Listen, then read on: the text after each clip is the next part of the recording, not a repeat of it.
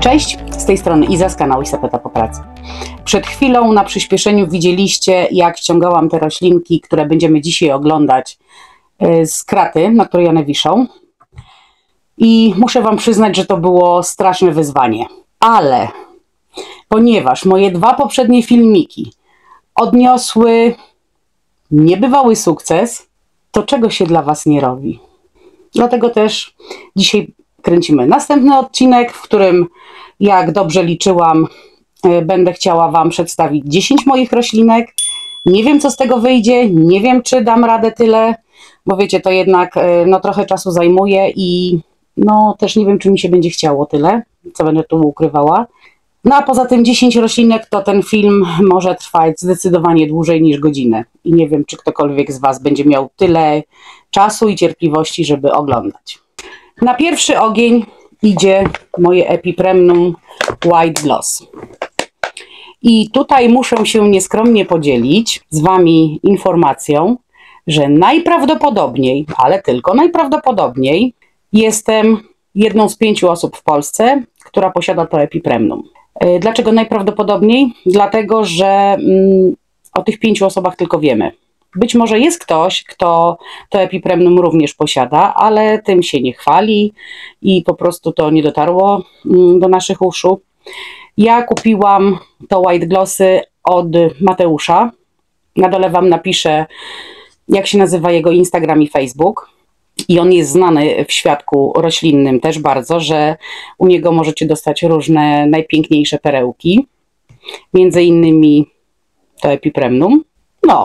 I co wam tu jeszcze mogę powiedzieć? Przyjechało do mnie, nie pamiętam kiedy, nie pamiętam też ile miało liści, wydaje mi się, że 1 tylko.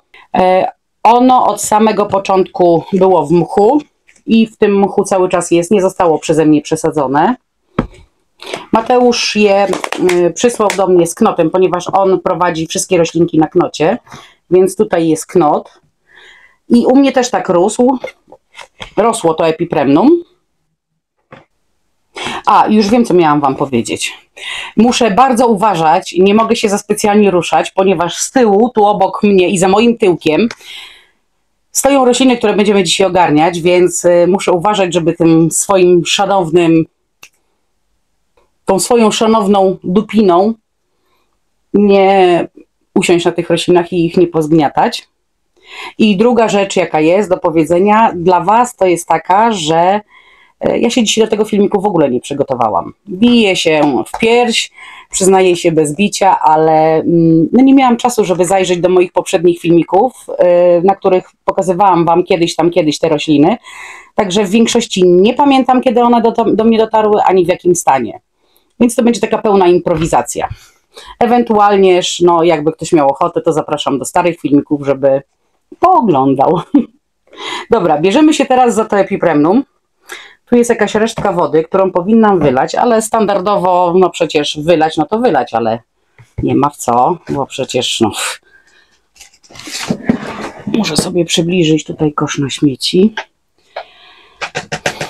I na pewno to Epipremnum oskubię z mchu, bo ja go już nie chcę w mchu prowadzić, trafi do gruzu. Tylko trochę się boję, żeby korzeni mu nie porozwalać, ale już trudno. Spróbujemy. Chociaż nie wiem, czy to jest sens, bo jemu chyba, tutaj powiem wam, że w tym mchu jest całkiem nieźle. Ładnie wyszło. Kubeczek taki trochę zagloniały. Na razie będę to tutaj skubała, a potem wyrzucę to do kosza. Tu jest knocik. I pomału przechodzimy do skubanki. I nie będę wam tego pokazywała, bo wy już wiecie, jak ja skubię te rośliny. Wiecie, że ja to uwielbiam robić. Ale jak będę wam to pokazywać, to strasznie dużo czasu się zejdzie. Więc myślę, że spotkamy się za parę, jak już oskubię tę roślinę. Dobra, jestem z powrotem. Epi zostało prawie że ogarnięte. Tyle zostało mchu na korzeniach, ale trzymam się ściśle swojej zasady i czasami mniej znaczy więcej, czyli nie doczyszczam ich 100%, żeby ich nie uszkodzić. Na pewno pozbędę się tego żółtego listka, bo nie ma potrzeby, żeby on był. Te liście, które tutaj widzicie, mimo tego, że one są takie przyschnięte na końcówkach, to je zostawię, tylko je troszeczkę podetnę, No i całą roślinę włożę do lechuzy. Tylko się właśnie zastanawiam, czy ją włożyć do mojego bigosu lechuzowego, czy ją włożyć do lechuzy średniej frakcji. Ale chyba ją do średniaka włożę, bo jednak tam będzie więcej takiej przestrzeni między korzeniami i będzie łatwiej im oddychać. Dobra, nawet całkiem sprawnie się pozbyłam tego liścia. Tu jeszcze mam takie suszki, które spróbuję zdjąć. Oczywiście wy tego nie będziecie widzieć, no ale trudno. Ale ich się za bardzo nie da zdjąć. Więc tak to się, że tak powiem, prezentuje. Tu się nic więcej nie da zrobić. O, tak. Chciałam je pociąć, bo ono ma tutaj dosyć dużo korzeni, jak widać, nie? No ale zobaczcie, jakie ono ma krótkie międzywęźla. No za chińskiego wuja nie wiem, jak do tego się dobrać. Więc chyba poczekam troszkę, aż ono jeszcze urośnie i dopiero je potnę. Tyle tylko, że ja się zastanawiam, bo ono stoi cały czas pod lampą. No bo jest, jak widzicie, strasznie jasne. Czy to nie jest kwestia tego, że ono właśnie jest pod lampą, dlatego te międzywęźla są takie krótkie. Może trzeba by było go wyjąć i postawić troszkę dalej. Może wtedy roślina, wyciągając się do słońca, może by te międzywęźla zrobiła dłuższe i byłoby jak to ciąć. No bo teraz to powiem wam, że no naprawdę to jest jakiś koszmar. Zobaczcie tutaj od tej strony. No tutaj naprawdę nie wiadomo, jak się do tego dobrać. Mam nadzieję, że to widzicie. Boję się, żeby po prostu, no, tnąc roślinę na mniejsze kawałki, żeby jej nie uszkodzić. Chciałabym ją troszkę mieć gęściejszą, bo to nie jest roślina, która rośnie tak jak zwykłe epipremnum. Ona nie, znaczy inaczej. Ona może kiedyś będzie tak zwisała jak zwykłe epipremnum, ale pewności nie mam, ponieważ ona ma dosyć długie te tutaj łodygi i jest dosyć sztywna. Także nie wiem. Ale ją oglądam teraz. Pierwszy raz od pół roku oglądam swoją roślinkę. Wiecie co? To jest niesamowite. Piękna jest. Myślałam, że tutaj dziurki się już zaczynają robić, ale jeszcze niestety nie. A tak w ogóle to chciałam wam serdecznie podziękować, bo tyle ciepłych słów, co ja dostałam w komentarzach od was i nie tylko, bo również w wiadomościach prywatnych w ciągu tych ostatnich 2 tygodni, to naprawdę to jest po prostu nie do opisania. I powiem wam, że w tej chwili żałuję trochę, że tak długo zwlekałam z powrotem, bo gdybym wróciła trochę wcześniej, to wcześniej bym dostała te komentarze. Wiecie co, nie znalazłam kubeczka 500 ml z dziurkami, więc na dzień dzisiejszy pozostaje mi tylko i wyłącznie włożyć go do tej 500, która tutaj jest, bez odpływu. I po prostu, a może nie, a może włożę to do 500 i nożyczkami szybko wytnę. Nie muszę wypalać przecież. Moment, zaraz wracam. No dobra, jestem z powrotem. Wycięłam na dnie nożyczkami takie 2 wielkie dziury. Tu wycięłam 3 dziurki takie, żeby te roślinki trochę miały powietrza. No i będziemy sadzić. Tak. Tu idzie standardowo kubek w kubek. No nie. Ja się zastrzelę. Jeszcze nie taki kubek jest jak potrzeba. No dobra, to pójdzie na razie ten stary, brudny kubek, w którym to stało. To też nie jest to? No to jest to. A potem umyję tą zewnętrzną część. Bo teraz muszę po prostu dać coś, żeby to w czymś stało. Poszło trochę na dno. Zastanawiam się, czemu palika nie dać, wiecie? Żeby on trochę jednak po tym paliku rósł tutaj w górę. I może mu dam. Tylko że ja mu dam chyba takiego badylka. I do niego będzie można go przyczepić, bo on tutaj tą łodygę ma krótką. Więc jakbym go tak włożyła i tak bym go podczepiła, to on będzie mógł rosnąć w górę jeszcze i rosnąć, nie? Dobry pomysł. Powiedzcie, że dobry. Dobra, tak będzie.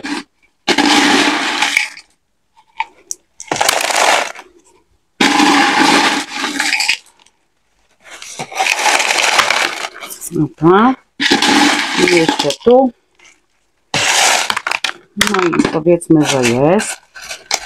Ja go też całkiem nie będę zasypywała, żeby ta łodyga troszeczkę miała tu jednak, wiecie, dostępu powietrza. O, i tutaj mi wlazły kamulce. To je zaraz stąd wyjmiemy. Dobra. I zobaczcie, tutaj zostawiłam taką, trochę mi nas swędzi znowu. Nie wiem, czy to widać będzie. Taką przerwę między ziemią a łodygą. No i będę chciała to teraz podczepić w ten sposób. O tak. Żeby spróbować tą roślinę pokierować na ten badylek.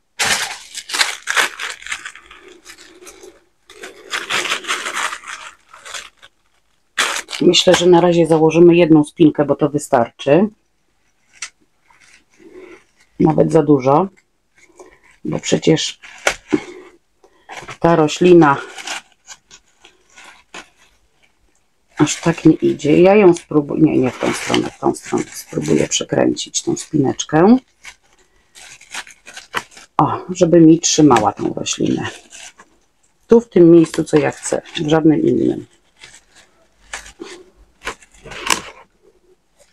No, powiedzmy, że to mi wyszło tak, jak chciałam, ale tylko powiedzmy. O, i tak to się prezentuje.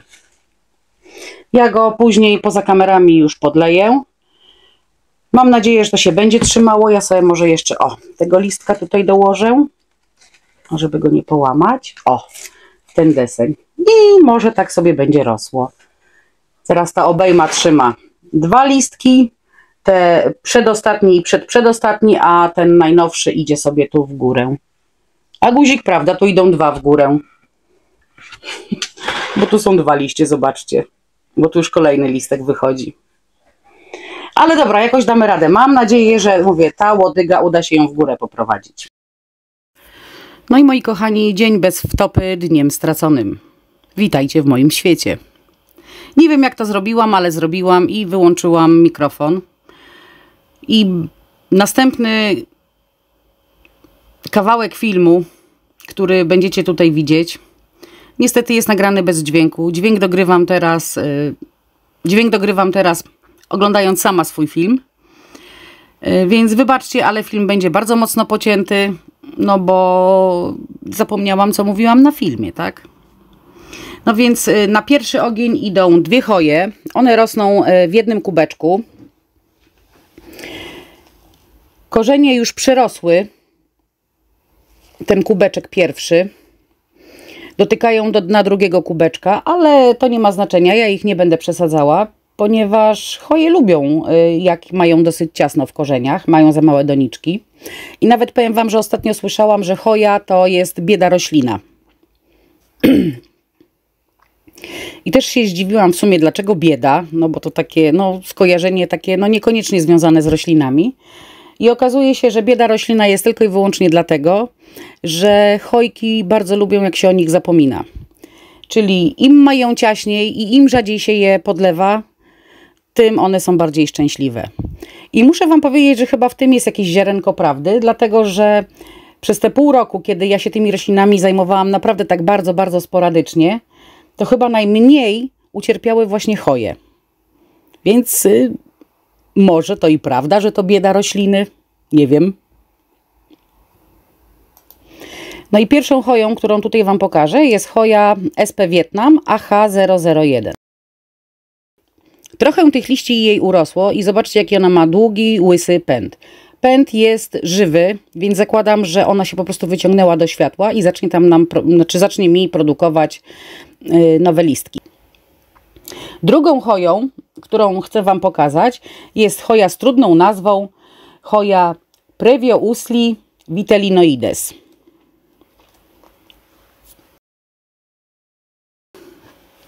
No i ta choja też urosła, no ale może nie aż tak bardzo jak ta poprzedniczka jej, no ale też urosła. I co najlepsze, zobaczcie, tutaj taki mały pypciuś jej wychodzi. I z tego się bardzo, bardzo cieszę. Mam nadzieję, że go widzicie. I ją też będę chciała pociąć, tyle tylko, że będę chciała ją uciąć zaraz za tym małym listkiem, po to, żeby no po prostu ten listek sobie rósł. No i tutaj następuje cięcie tej mojej choi SP Vietnam. Ciach! No oczywiście, komu innemu to się może zdarzyć. To tylko ja jestem taka zdolniacha, żeby kubek wywalić przy cięciu. Chusteczka w pogotowiu. Wycieramy teraz to mleczko, które z niej wypływa. Czy wy wiecie, że to mleczko nazywa się sokiem mlecznym? Bo ja na przykład nie wiedziałam. Ja zawsze na to mówiłam po prostu mleczko. Dobra, teraz zbieramy to, co się wysypało podłoże, bo ja tych chojek nie przesadzam, więc trzeba to uzupełnić. I liczyć na to, że to jest ostatnia wpadka w tym filmiku. No i dobra, i tą drugą chojkę z trudną nazwą, tą Previo Usli, coś tam, też utnę. Tak jak wam pokazałam, utnę ją za tym małym zaraz listkiem. No teraz udało mi się cięcie już bez żadnego ale, bo przytrzymałam trochę kubeczek.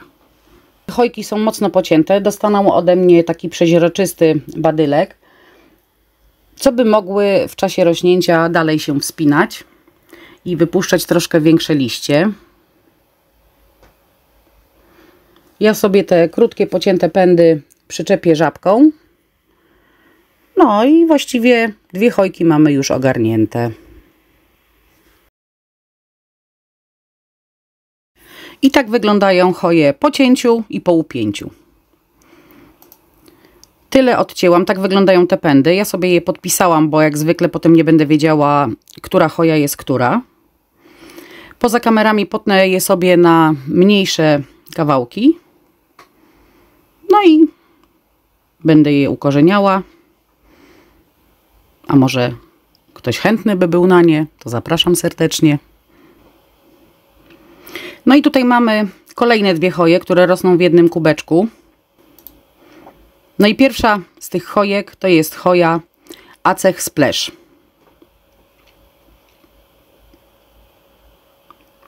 To jest to taka malutka choja z tymi dłuższymi listkami.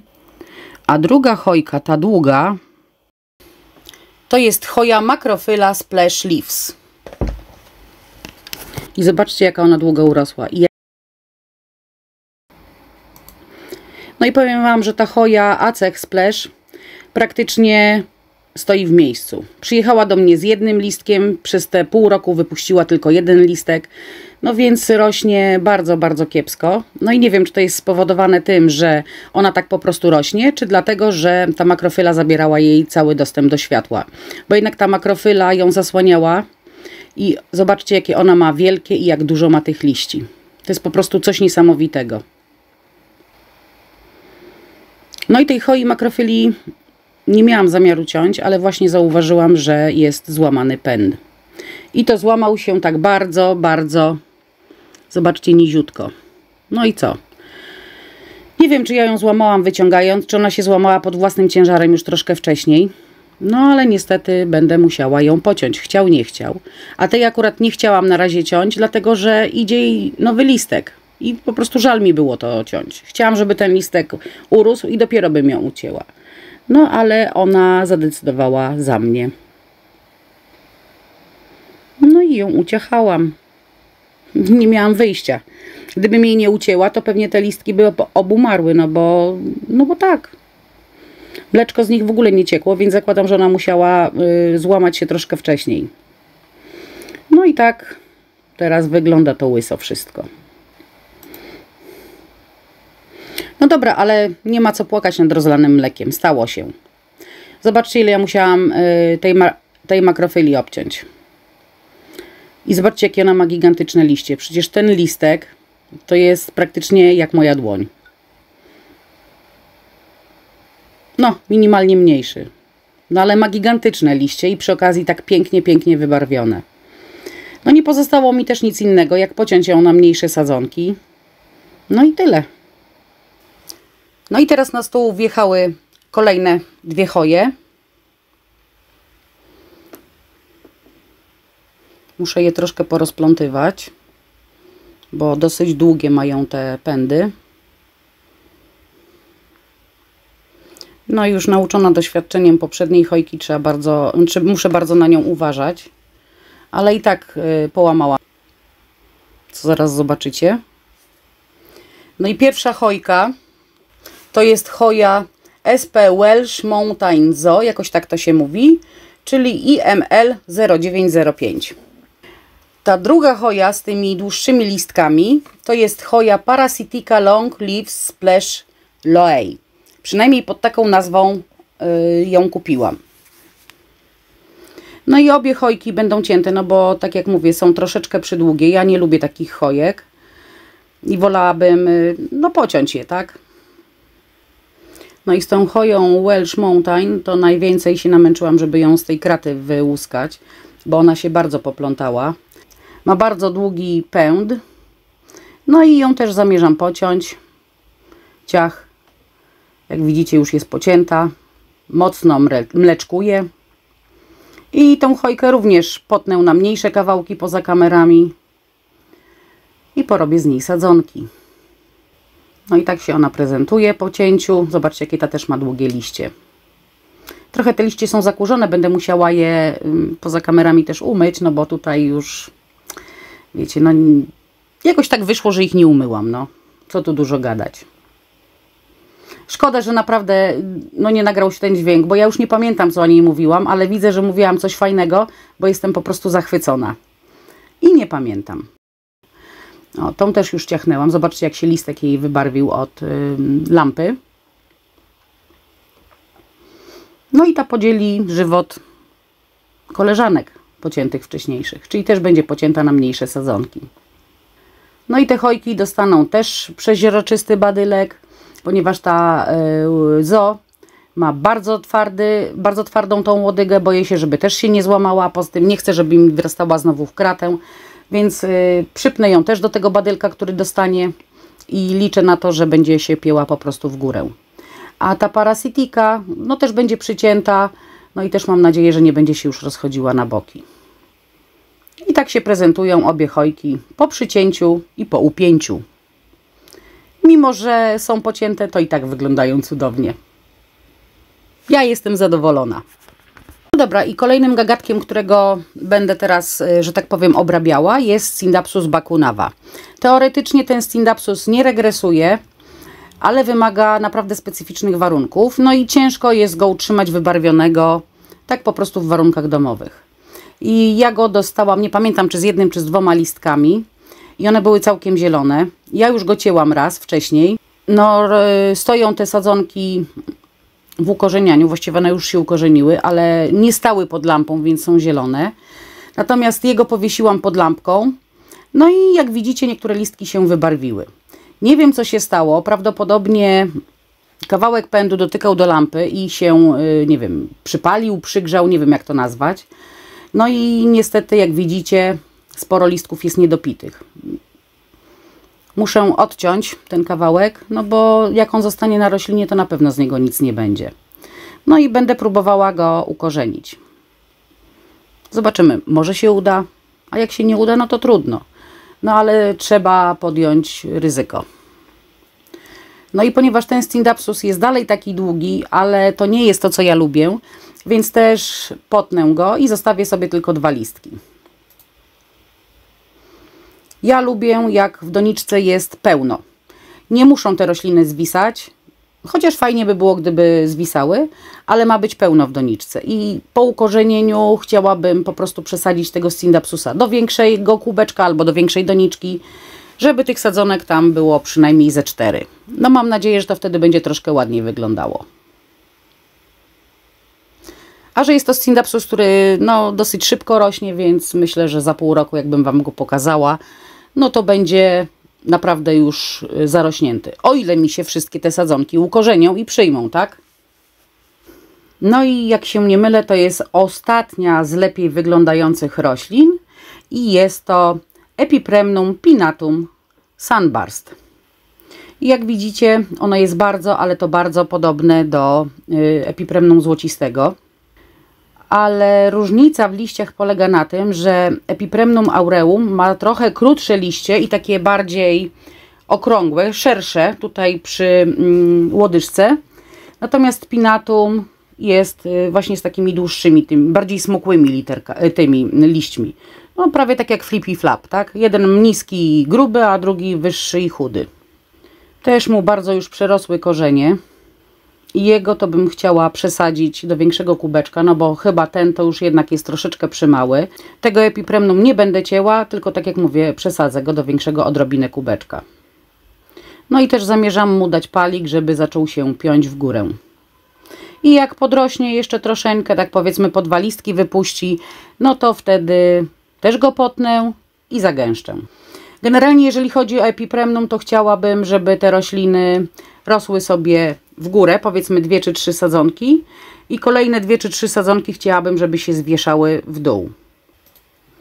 No i tu zaczyna się walka z wyjęciem korzeni. Najpierw zastanawiałam się, czy tych korzeni po prostu nie odciąć, tak jak ja to do tej pory robiłam. No ale w końcu zdecydowałam się na pocięcie kubka. No i przez jakieś, nie wiem, 5 minut, może 7 walczyłam z tym, żeby te korzenie oswobodzić. No, ale odniosłam zwycięstwo i w efekcie końcowym korzenie uwolniłam. Przy okazji zniszczyłam chyba ze 2 czy 3 takie mniejsze korzonki, ale i tak uważam, że nie są to jakieś strasznie wielkie straty. Tu są 2 sadzonki. Przygotowałam sobie już kubeczek z lechuzą na dnie.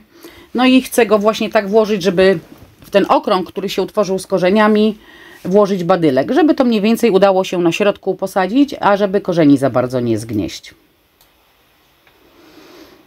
No i to był ostatni kawałek, gdzie nie było dźwięku i teraz kontynuujemy nagrywanie już z dźwiękiem, bo się zorientowałam, że właśnie wyłączyłam mikrofon.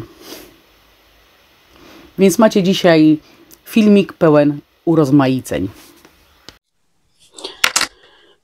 Ogarnęłam sobie trochę tutaj na tej tacy. Zebrałam to podłoże, które wysypało mi się. Te rośliny ustawiłam sobie o tak. I tak w ten sposób je przypnę do badylka. No i tutaj będę zasypywała. Przy okazji je sobie poustawiam tak, jakbym chciała, żeby one były. Chociaż tyle o ile. Bo wiecie, że to dokładnie się nie uda. Przynajmniej mi. No chodź tutaj, małpo. Teraz podniosę sobie te listki do góry i tutaj przysypię od tej strony. No i cudownie. Muszę trochę poruszać, żeby wpadły mi te.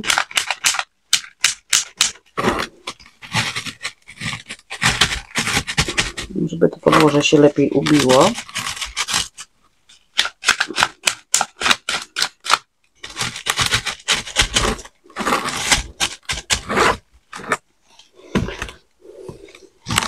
Jeszcze trochę podsypiemy, bo niby czemu nie.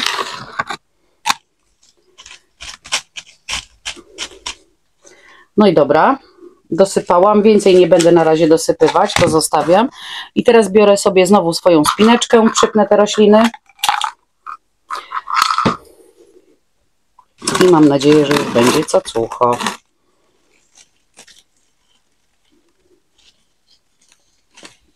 I na razie nie będę ich cięła, wiecie, doszłam do wniosku, że nie.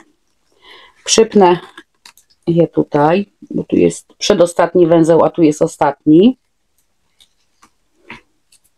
Jeszcze coś zeżarłam z rośliny. Dobra, niech to tak sobie będzie. Właśnie może dzięki temu one zaczną mi puszczać większe liściory. Bo przydałoby się, żeby były już jednak trochę większe, a nie takie same pierdulety małe. O. I tak się to prezentuje z tej strony. Tak się prezentuje z drugiej. Jednak tu dosypię. Bo trochę roślina miała tutaj korzeń na wierzchu. No i nie wiem, zobaczę, jak to będzie dalej. Kiedy ją potnę, ale na pewno ją potnę, to w ogóle nie ulega wątpliwości żadnej, z tego powodu, że ja chcę te rośliny, chcę mieć więcej tych sadzonek, tak? Ale ona teraz jest na tyle mała, że jakbym ją ucięła, nawet tu, a coś by poszło nie tak, to już nie bardzo mam z czego ciąć. Z drugą jest to samo, tak? Więc chcę poczekać, żeby jeszcze jednak troszkę podrosły i dopiero no, będę podejmowała decyzję o cięciu. bo jednak trochę się boję. Dobra, to muszę sobie przysypać. A nie, nie muszę, dobrze. Bo tu jest kubeczek od 250. O, i tym oto sposobem Epipremnum Sunburst ma swój nowy domek. Tylko muszę tutaj zanotować standardowo, że dzisiaj je przesadziłam.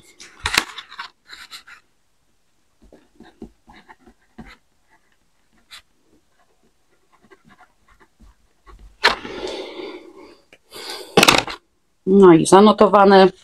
Fiszka ląduje tutaj. Ja sobie dużo rzeczy notuję na tych fiszkach, nie tylko same nazwy, ale też i od kogo kupiłam. Na drugiej stronie jest data, kiedy kupiłam, kiedy na przykład wrzuciłam do ukorzeniania, kiedy było włożone do podłoża i tak dalej, i tak dalej. Takie po prostu mini informacje podstawowe o danej roślince. Teraz nadciągają te najgorsze okazy. Wiem, już jesteście znudzeni pewnie, no ale trudno. Tada! O, już coś mi nawet tutaj odpadło, widzieliście? I tutaj jest Epipremnum pinnatum neon. Ale to nie jest taki zwykły neon, jak się kupuje, bo tamten to jest aureum, a tutaj mamy pinnatum. Więc zrywamy wszystkie te suszki. No bo no, nie powiecie mi teraz, że nie jest tak źle, bo to jest tragicznie wręcz.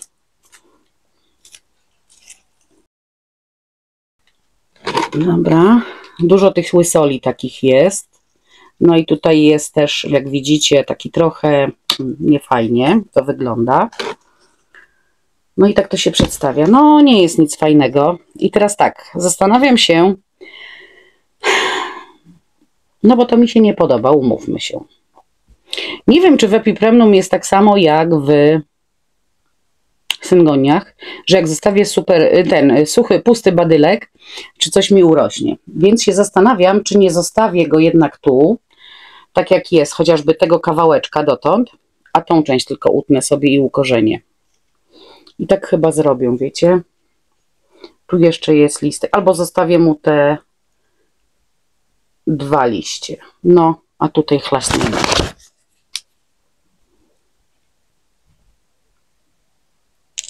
Ops. I tą część będę ukorzeniała. Mam nadzieję, że coś się uda z tego ukorzenić. A to na razie zostawię tak jak jest. Nawet tego nie będę specjalnie, słuchajcie, jakoś tam plątała. Albo nie, zrobię inaczej, wiecie co? Ja to spróbuję teraz przyczepić do ziemi, żeby on mi się spróbował wrosnąć. I tak go przyczepię. To jest myśl. Tylko muszę teraz te swoje spineczki, albo nie, nie spineczki, tu go przysypiemy po prostu podłożem. O! Genialne! Iska, ty jesteś super dziewczyna. Z szalonymi pomysłami. Pochwaliłam się za szybko. Dobra, odsypiemy jeszcze troszkę. Ja mam plan na ciebie, gagatku. Spokojnie, ty ze mną nie wygrasz. Bo ja jak się na coś uprę, to wiesz, ty jeszcze mnie nie znasz. No, chłopaku, czy tam dziewczyna, nie wiem kim ty jesteś. Wszystko jedno. Dobra, i tak to zrobimy. Tutaj przypnę. O, żeby sobie było. Och, kurde. Widzicie, tu jest przypięte i niech sobie tak będzie. A tą resztę przysypię i zobaczymy. Jak się bardziej ukorzeni, to wtedy ja sobie wyjmę, odkopię i poobcinam. I wtedy będę miała korzonek na przykład na tej wysokości. I nie będę już miała takiego długiego, pustego badyla. A jak będzie chciał puścić liście, to i tak puści. O, tu się odkopałeś? Poczekaj ty. Poczekaj. Ja cię zaraz sypnę tutaj. Jeszcze się taki nie urodził, co by mnie przechytrzył. O. I widzisz, widzisz ty, widzisz.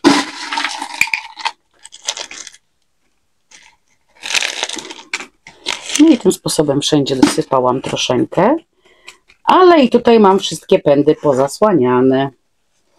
No i tak oto Epipremnum Pinnatum Neon jest przygotowane. Teraz tutaj sobie zrobimy notatkę, że to jest dzisiejszego dnia cięte. Już się pomyliłam w dacie, no ale nieważne, już przeprawiliśmy. Cięte plus zasypane.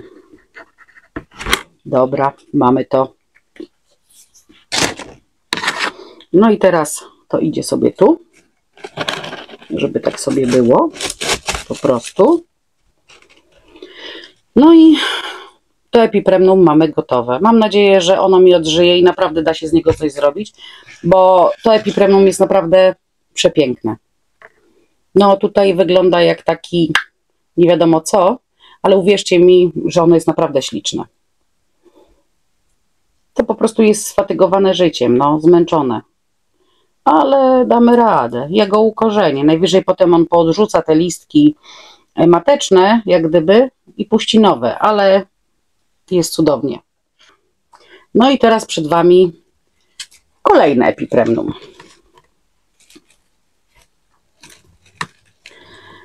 I to jest Epipremnum, moi drodzy, Epipremnum Pinnatum Tricolor.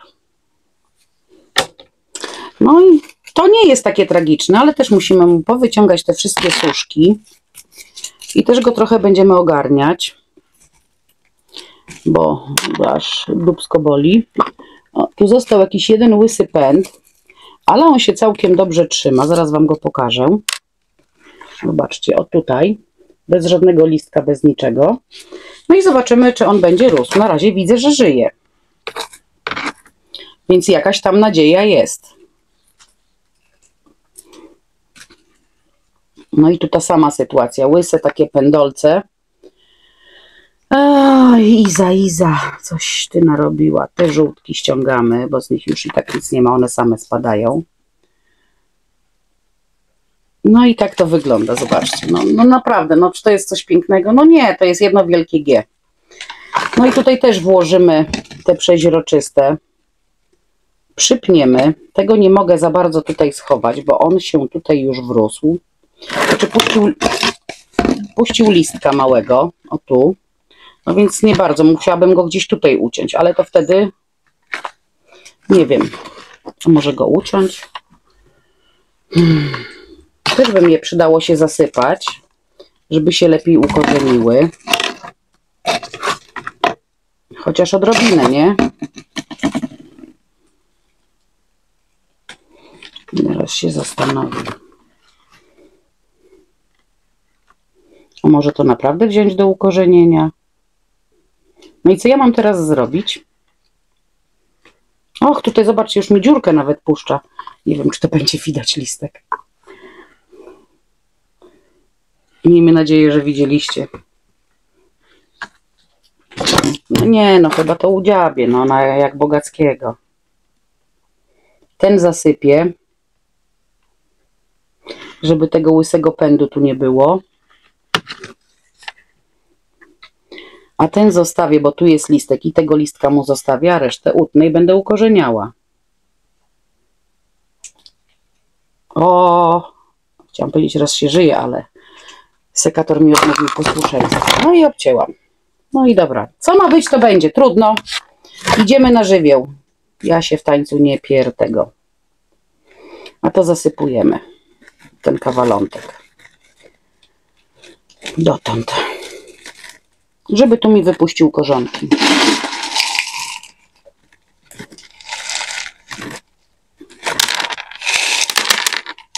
No nie, genialna jesteś, dziewczyno. Jesteś po prostu debeściara.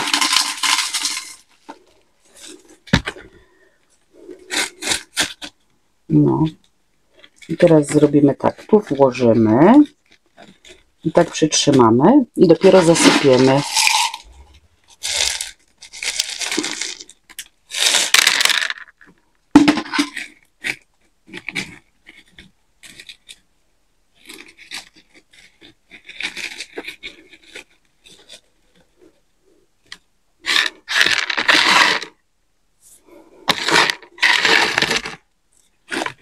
No nie. Nie wkurzaj mnie. Bo wiesz, że ja i tak zrobię tak, jak będę chciała.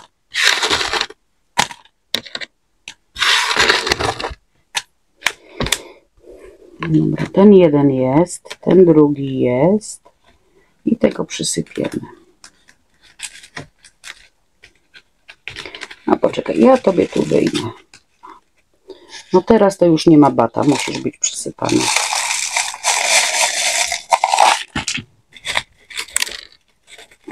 Albo i nie musi. No.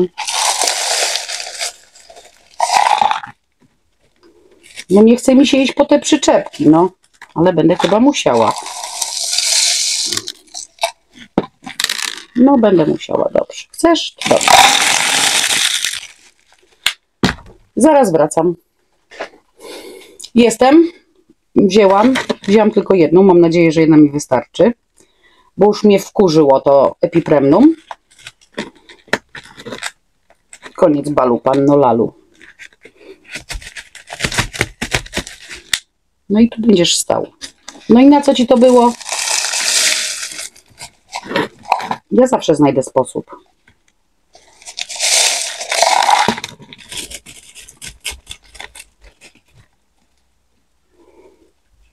Ach, tu jakiś włos mi się przyczepił, dobra. No i jest zasypany. No i czekam, aż się ukorzeni bardziej.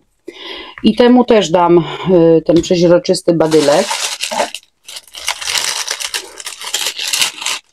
żeby go podczepić, bo ja chciałabym, żeby on wreszcie mi zaczął produkować trochę większe listki.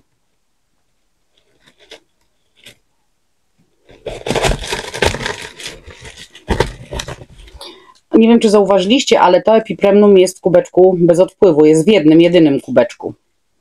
No i tak zostanie. Nie będę mu zmieniała.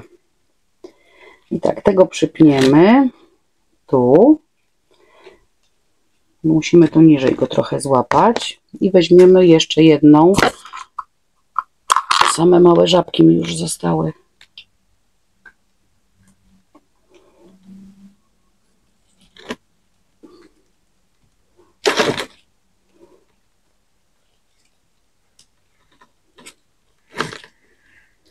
Dobra, przypięte. I tu drugą żabką go przypniemy. I uwierzcie mi, że te epipremnum, które teraz widzicie, naprawdę to nie są najgorsze, jakie ja posiadam. Są w jeszcze dużo gorszym stanie. Ja wiem, że tu nie ma z czego się śmiać, no ale tak jest. Takie jest życie. Dobra. I to epipremnum mamy przyczepione. No wygląda tak, czyli tak sobie powiedzmy średnio na jeża. Ale jeszcze jak to mi się ukorzeni, to myślę, że już będzie cudownie. No i znowu notatka na moim badylku i super. Napisane, napisane. Tak się prezentuje. Tutaj wkładamy sobie oznaczenie i czekamy, aż urośnie. A to epipremnum odkładamy. Tam to było neon, jest inny. Czy ja będę je pamiętała? Tak, będę pamiętała, że to jest neon pinatum. Przynajmniej taką mam nadzieję. Już prawie skończyliśmy. Jeszcze oprócz tej jedna doniczka i koniec. Także szybko nam idzie. No bardzo szybko nawet bym powiedziała. Tada! No i tutaj, moi kochani, mamy epipremnum sp. Tajwan. Prawda, że piękne? Cudowne, nie? No i tutaj też będzie cięcie. No nie ma dwóch zdań. No przecież to tak nie może być. Oj, porażka jakaś. Wszystkie suszki ściągamy. Znowu łyse badyle zostawiamy. I ono generalnie jest bardzo ładne. Tylko jak jest zadbane. Nie wiem, czy wcześniej wam pokazywałam, jakie ono było, ale ono naprawdę ma cudowne listki. Zielone, no dużo większe niż te. I one, te listki miały takie, jak to powiedzieć, z takim tutaj wyraźnym wzorkiem. No naprawdę coś pięknego. Ale tu widzę, że już nic z tego chyba nie będzie. Co tutaj jest? Jezus, już myślałam, że mam, słuchajcie, robactwo znowu. No bym się chyba zastrzeliła albo na główkę skoczyła z balkonu. Nie mam, czysto. No i teraz co tu zrobić? No powiedzcie mi sami, co tu zrobić z tymi łysolcami? Ja je naprawdę chyba obetnę, te akurat. I zobaczymy. Tutaj no mam 3 łysole, no nie bardzo chce mi się to zostawiać, więc te sobie po prostu powiedzmy utnę. Tu czy tu? Może i coś idzie, nie wiem. Ciap. I ciap. No i są ukopane. No i z tych 2 zrobię sobie też sadzonki, które będę ukorzeniała. No i potem parę ich włożę tutaj. Zobaczymy też, jak będą te same badylki rosły. No a część pójdzie do ludzi. O ile ktoś będzie chciał. No. Tak więc tak to się prezentuje. Całkiem szybko mi to wszystko poszło. Myślałam, że będzie gorzej. Te też już przerosły korzeniami, zobaczcie. No ale zostawiam je jeszcze. Nie będę ich w takim razie teraz przenosiła. No bo skoro je pocięłam, no to już nie bardzo chcę je też przenosić, żeby no za dużo naraz tego szczęścia roślinki nie miały, bo mogą zareagować w zupełnie inny sposób niż ja sobie tego życzę. Włożę tutaj sobie znacznik, żeby było wiadomo, co to za badylki. No i co? Och, źle włożyłam. Powinnam tak włożyć, bo istotna jest nazwa, a nie skąd i jak mam. No i tak się prezentuje Epipremnum sp. Tajwan. No, prawda, że jest urocze? Najładniejsze z mojej kolekcji, nie? Zostało mi ostatnie Epipremnum. To jest Epipremnum Amplissimum variegata, jak dobrze pamiętam. No i tutaj są też suszki do odjęcia. O, ten nie chce odpaść, to ten zostanie. No i jego zostawimy w ten sposób, jaki jest, no bo tutaj nie bardzo jest co z nim zrobić, prawdę powiedziawszy. Mogłabym go odrobinę podsypać, bo tu jest taki łysy badylek, ale nie wiem, czy to jest sens. Ale kurde, jego się nawet nie da tak mocno złamać. Znaczy w sensie zgiąć, wiecie? Bo ono jest dosyć sztywne. Nie wiem, czy mi się to uda bez połamania. Bo ja bym go tak zaczepiła. Dopiero tą część bym puściła w górę. A tu niech się ukorzenia też. O, zobaczymy, może się uda. Nie, ja go przypnę jednak. Ja go przypnę i niech ono się tak ukorzenia. I jakby mi puściło tutaj korzonki, tu albo tu, to wtedy je przetnę i będę miała więcej. A może jeszcze to przypiąć? Nie, dobra, nie bądź pazerna. No i tak jest ładne, więc mam nadzieję, że dalej mi nie wyskoczy. Ach, tutaj też jak po złości nie mogę tego zrobić, no. I powiem wam, że to Epipremnum też już wymaga przesadzenia, no ale nie jestem przygotowana nawet na przesadzanie, bo przecież kubeczków sobie nie przygotowałam, nie? Dobra, to wsadzamy. Poza tym jak chcę ukorzeniać, to nie będę przesadzała. Jak potnę ukorzenione już, to wtedy sobie poprzesadzam je. O. A tak to sobie przyczepimy, żeby sobie było. Tak. Coś mi się tu nie chce złapać. To dobrze. Dobra, teraz się trochę lepiej złapało. I w takim razie najpierw je zasypiemy.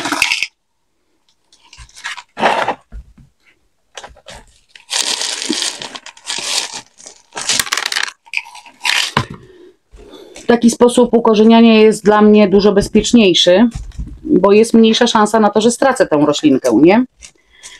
Bo ja wiecie, że mam problem z ukorzenianiem. Ale robię się już coraz bardziej odważna i coraz częściej tnę te rośliny i coraz częściej udaje mi się je ukorzenić, więc jest cudownie. Dobra. Przypięłam. No i teraz przypniemy sobie. Powinnam dłużej przypiąć, ale może przypnę w dwóch miejscach, wiecie? Najpierw przypnę tu, gdzie ten listek jest. Niech ono już się trzyma. I tutaj przypnę. A, nie mam już żabki. O kurde. Mam tutaj takie coś. Bo nie mam tu nic do przypinania, nie? No nie. Mam tu taki nypelek od storczyków. Zaraz zobaczymy, czy da się go założyć. Da się, ale on lata, więc musimy założyć go w drugie mańkę. O, dało się. I teraz sobie wsadzimy tu roślinkę. O, widzicie? No i cudownie. I mamy to. I niech sobie rośnie, niech się pięknie ukorzenia i niech cieszy moje oko, moje serce, a później wasze oko, wasze serce. A tu nie było fiszki? Nie było. No dobra, więc tak się prezentuje moje Epipremnum Amplissimum Variegata. Więc chyba tamte Epipremna były najgorsze. No i dobrze. Udało mi się ogarnąć wszystko. Nie wiem, ile ten film będzie trwał. Postaram się złożyć z niego jak najkrótszy filmik, ale no sami rozumiecie, że no czasami się nie da, chociaż bardzo bym chciała. No i teraz tak. Chcieliście takie ustawienie kamery, więc będzie, nie ma problemu. To teraz jeszcze odpowiedzcie mi na pytanie. Czy wolicie filmy takie dłuższe, godzinne i troszkę ponad albo ciut mniej? Czy wolicie więcej filmików, ale powiedzmy takich półgodzinnych i wtedy na przykład nie będzie to 10 roślin, tylko będzie załóżmy, nie wiem, 4, może 5, bo tyle mniej więcej się wyrobię w pół godziny. Także dajcie mi znać w komentarzach. Ja no dostosuję się do większości z Was. Dla mnie ta długość, co teraz robiłam, jest całkiem niezła. Całkiem fajnie mi się to wszystko robiło, więc nie narzekam. Ale zdaję sobie sprawę, że niektórzy mogą po prostu nie chcieć takich długich filmów, czy nie mają czasu na to, na oglądanie i tak dalej, więc tak jak mówię, naprawdę się dostosuję do Was. No i przypominam też o mojej grupie na Facebooku Scindapsusy, Choje i Spółka. No i tam czeka niespodzianka, ale mówię, to dopiero, co to jest za niespodzianka, dopiero się dowiecie w momencie, kiedy na tej grupie już będziecie. Jeżeli ktoś nie ma ochoty, to oczywiście nie musi, to nie jest nic obowiązkowego czy przymusowego, tak? Ale uwierzcie mi, że myślę, że będzie na tej grupie bardzo fajnie. Tak jeszcze pomyślałam, że oprócz naszych różnych takich pogadanek, czy jakichś wymian, sprzedaży i tak dalej, może byśmy sobie kiedyś zrobili jakiś live z kawą. Może któraś z Was by chciała ze mną pogadać. Ja jak będę miała troszkę wolnego czasu, to bardzo chętnie porozmawiam. Weźmiemy sobie kawkę i pogadamy. No ale to wszystko zależy od Was. Tak więc bardzo Wam serdecznie dziękuję dzisiaj za miło spędzony czas. Zapraszam Was na moją grupę. Zapraszam Was również do odpowiedzi, żebyście zamieszczali je w komentarzach, no bo chciałabym, żeby te filmy no były takie, jakie Wy chcecie, bo ostatecznie ja nie robię ich dla siebie, tylko robię je dla Was. No i cóż, do zobaczenia w kolejnym filmiku. Pa!